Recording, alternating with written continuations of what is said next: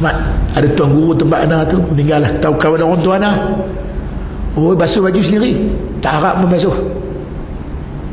Serban dia buh kanji, tahu kanji, kepiah tajam tu Haji Hashim tu, dia buat kanji, serika tajam, potong sayur putih. Linci memang smart lah, memang dia orang smart daripada Mekah, duduk Mekah 18 tahun. Memang dia buat baju sendiri tu, sampai balik rumah pun terbaik macam tu, smart sampai mati, sampai tu umur dekat 75 dia mati pun memang smart. Orang memang pakaian jaga. Jenis orang macam tu, bukan jenis. Ada satu lagi tuan guru meninggal, pondok penanti. Dia kalau setrika baju, naik motorkar pergi semayang mati, semayang mayat ke semayang belakang kenduri ke, tak bersandar, takut kodok belakang. Dia setrika. Orang smart, memang orang jenis daripada pondok macam tu, terbaik daripada muda. Sebab pakaian dia jaga. Saya tak berkisah ke orang perempuan pula merepek, abang tak bersiap sekejap lagi, orang kata saya malas. Saya kata kalau aku bersiap sekejap lagi, janda mana nak lagi, marah pula gitu. Saya mau kita saya bersih sudah lah kan, tak bersiap. Baik, orang ke semua standard bagus, bersih pakaian, orang lebih baik pekerjaannya. Tu imam tu kerja apa?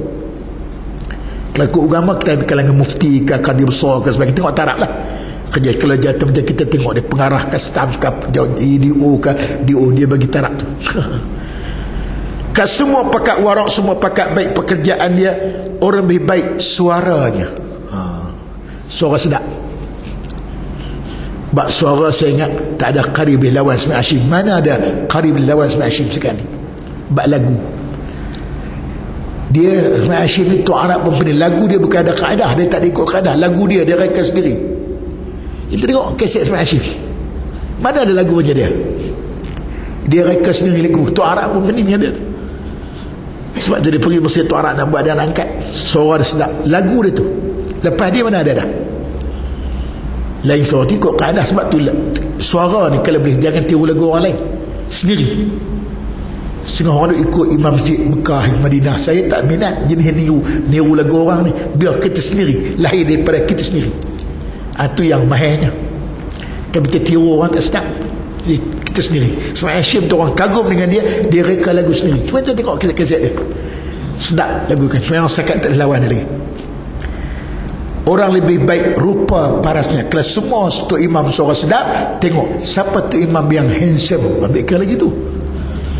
Saya kadang nampak tak jadi imam, tak betul jadi imam.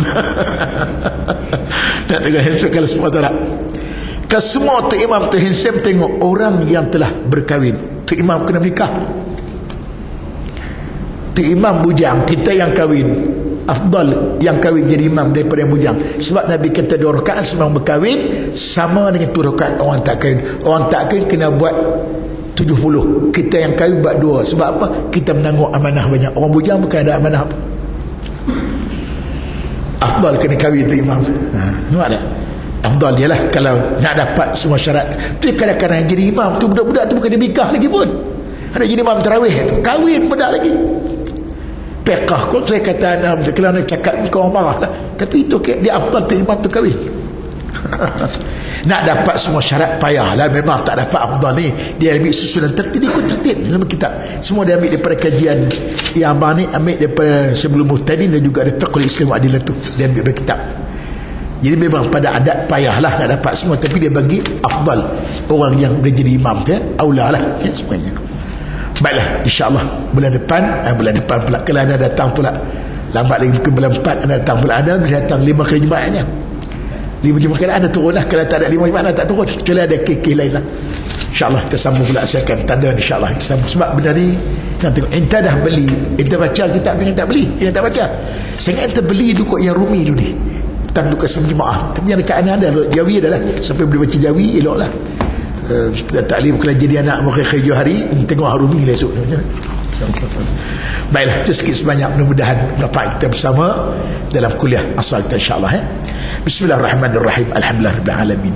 Wassalatu wassalamu alaikum. Allahumma ighfir lana dhunubana wa li ba'd muslimin. Rabbana 'alaika tawakkal ilaikal masir Rabbana atina fid dunya hasanatan rabbil alamin.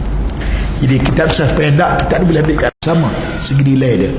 Bila kita yang belajar, orang yang buat ibadat, yang belajar macam kita ni, dengan orang yang buat ibadat jenis Islam hadari, orang mengaji dia tak mari jenis ni, yang ni pahala dia Allah bagi tak sama ya.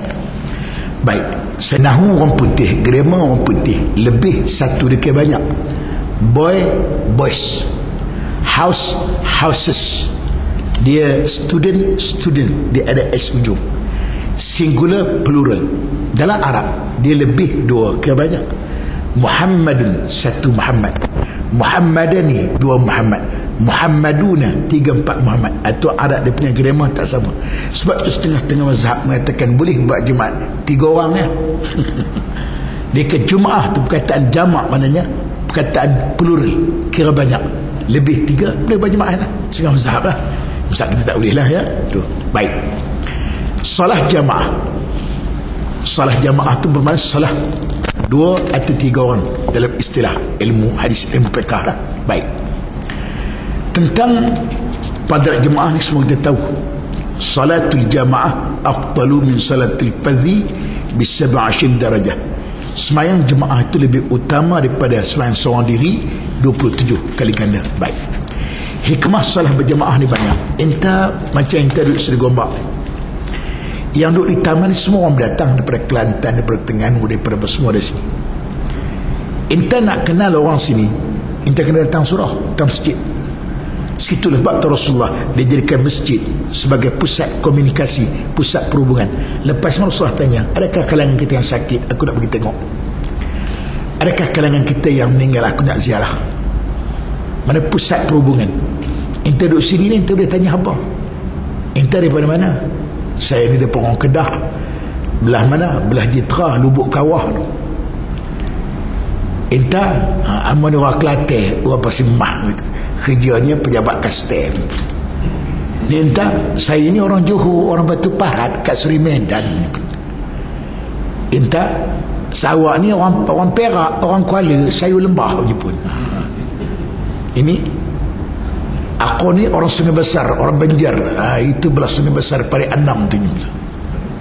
Entah saya ni orang Pening, orang belah Gurur. Lama dah mai tinggal Penang, mai duduk di Kuala Lumpur. Apa pun tak ada Pulau Pinang, mai duduk sini pula lah. Dia lenggok banyak di KK Tanjung punya. Entah tak mari suruh 3 hari orang tanya, mana Ayub, ke mana abang kita ni sama tu sampai. Dia sakit. Pak Long kita, dia balik rumah ada anak saudara dia meninggal ke apa. 3 hari kita tak datang, orang tanya. Itu dia kata pusat komunikasi surau masjid, hubungan kita. Baik, satu. Kemudian pula tentang hukum salah berjamaah, ada 2 pendapat ulama. Dan kelas Syafi'i ada 2 pendapat. Pendapat pertama sunat muakkad, dituntut sangat. Pendapat yang kedua hukumnya fardu kifayah. Makna sebahagian orang Islam sekurang-kurang 2 orang kena buat di surau ni. Kalau siapa pun tak buat sembahyang di rumah dengan pemilik keluarga masing-masing, tak gugur fardu kifayah, bermakna berdosa orang taman Seri Gombak. Sebab syarat berjemaah mesti dibuat tempat yang orang musafir tak malu nak singgah. Apa dia? Dia surau masjid lah, atau balik Islam, tak kisahlah tempat orang musafir boleh singgah. Syiar Islam. Jadi kalau kita buat di rumah dengan keluarga kita, masjid surau tak buat, semua buat di rumah, tak buat di surau masjid, berdosa habis orang kampung Taman Seri Gombak.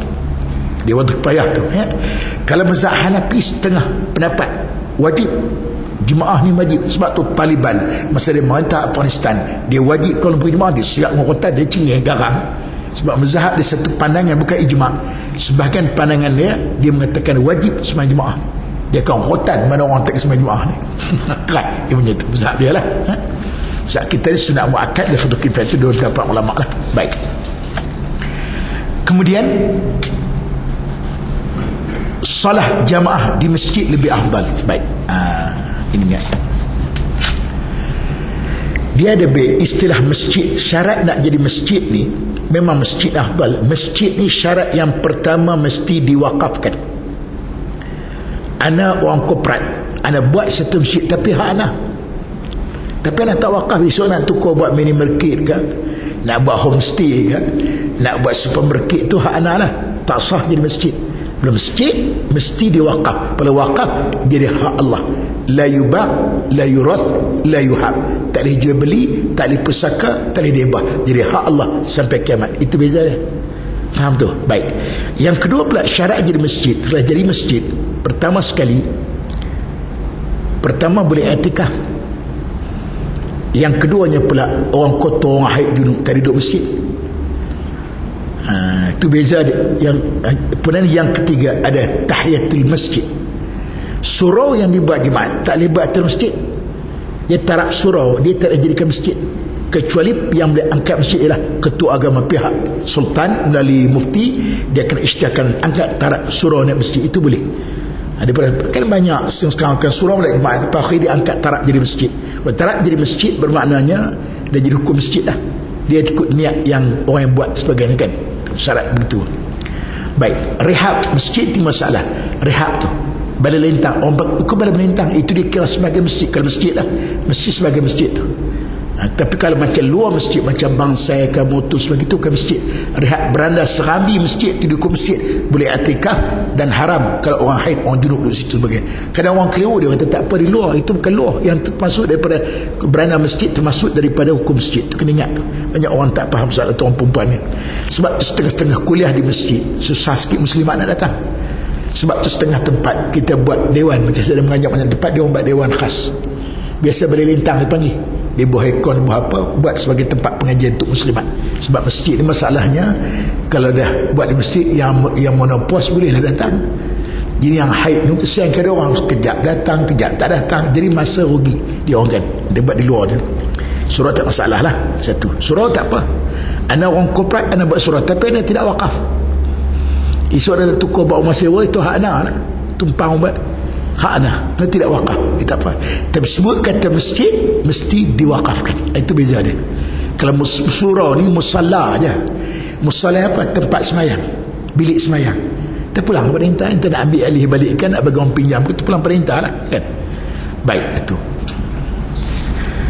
Kemudian